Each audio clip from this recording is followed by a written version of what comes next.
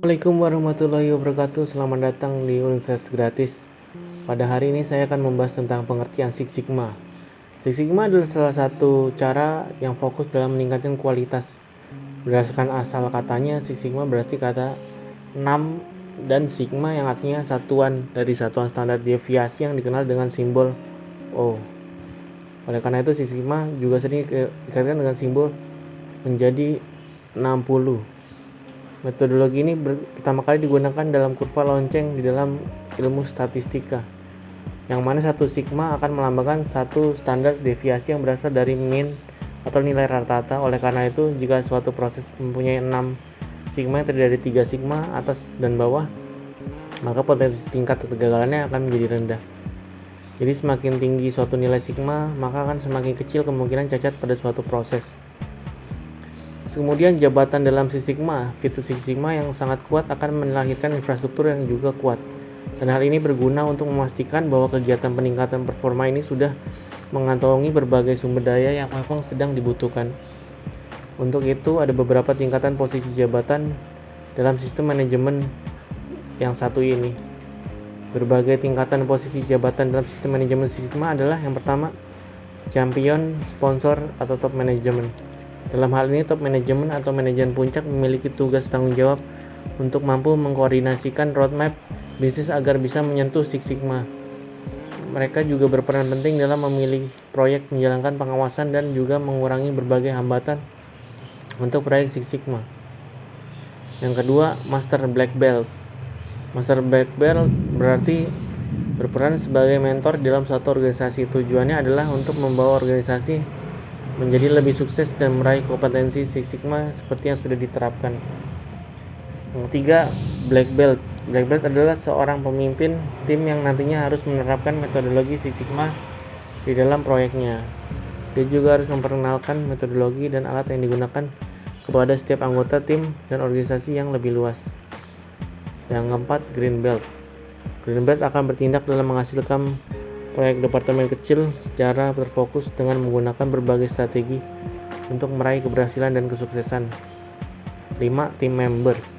Mereka adalah para anggota yang berpartisipasi dalam suatu tim proyek, jadi mereka akan mendukung keberhasilan proyek berdasarkan tanggung jawab yang sudah diemban. Selain itu juga harus terus menggunakan metode dan sumber daya Six Sigma sebagai bagian dari pekerjaan sehari-harinya. Nomor 6. Yellow, White, and Other Sigma Belt. Terdapat beberapa jabatan terakhir selain Six Sigma yang sudah disebutkan di atas.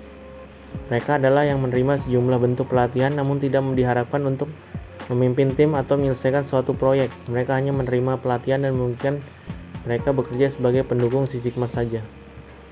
Metode Six Sigma, setidaknya terdapat 2 metode yang digunakan untuk menerapkan Six Sigma.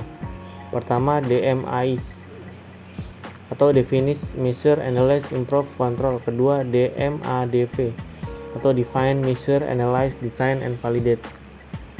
Yang pertama, DMAIC adalah suatu metode yang bersifat data driven.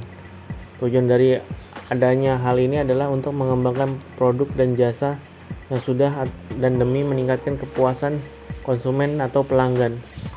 Pada umumnya, DMAIC dimanfaatkan oleh perusahaan manufaktur produk atau perusahaan jasa pengiriman atau logistik. Sesuai namanya, DMAIC tersebut terdiri dari 3 proses utama, yaitu Define, menentukan masalah, tujuan, dan proses. Measure, menilai masalah, kinerja, evaluasi sistem pengukuran. Analyze, menganalisa efektivitas dan juga efisiensi proses demi mencapai suatu tujuan. Improve, melakukan identifikasi cara perbaikan atau mengembangkan suatu proses. Control, suatu upaya dalam pengukuran kinerja implementasi pada berbagai tahapan strategi sebelumnya. DMADV. Di sisi lain, DMADV adalah suatu cara yang bisa Anda gunakan untuk menciptakan atau membuat ulang suatu proses manufaktur produk yang baru. Metode ini sangat cocok dipilih bila suatu proses produk yang dilakukan perusahaan saat ini tidak mampu memuaskan pelanggan walaupun sudah semaksimal mungkin. Teknik Six Sigma, tercatat di sini ada 8 teknik Six Sigma ya. Yang pertama, brainstorming. Brainstorming adalah langkah tahapan yang dilakukan sebelum menggunakan peralatan dalam Six Sigma. Pada tahapan ini, Anda harus membuat berbagai ide dan cara kreatif dalam menyelesaikan suatu masalah. Yang kedua, root cause analysis. Root cause analysis atau analisis akar masalah adalah suatu tahapan yang harus diselesaikan dengan menggunakan teknik 5W. Why, who, when, what, where, agar mampu mengenali dan menemukan akar permasalahan yang ada. Yang ketiga, suara konsumen. Tahapan ini harus dilakukan dengan menggunakan kritik dan saran dari konsumen, baik itu secara internal maupun eksternal. Kemudian yang keempat, sistem 5R. Dalam hal ini 5R dimaksudkan adalah ringkas, rapi, resik, rawat, dan juga rajin. 5 rangka ini dilakukan untuk bisa menghilangkan berbagai hal yang tidak perlu dan juga menurunkan potensi hambatan yang bisa muncul dalam proses pelaksanaan. 5. Teknik Kaizen, yaitu strategi yang bisa digunakan untuk meningkatkan bisnis secara terus-menerus dengan cara memantau, mengidentifikasi, dan melakukan berbagai pengembangan secara berkelanjutan. Yang keenam, benchmarking adalah suatu proses yang digunakan untuk menentukan standar pengukuran. Dalam hal ini Anda bisa membandingkan bisnis Anda dengan kompetitor ataupun bisnis lain ya. Yang tujuh, Pokayoke. Pokayoke adalah teknik yang bisa dilakukan untuk menghindari berbagai potensi kesalahan dan penyusunan strategi. Di dalamnya setiap pegawai harus bisa mengidentifikasi dan membuang berbagai hal yang bisa menyebabkan inefisiensi. Terus ke-8, value stream mapping. Value stream mapping adalah suatu teknik yang bisa digunakan untuk mengukur arus material dan informasi yang menyusun suatu proyek di masa depan.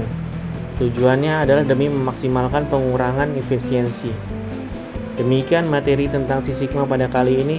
Kita ketemu lagi di kesempatan berikutnya. Wassalamualaikum warahmatullahi wabarakatuh.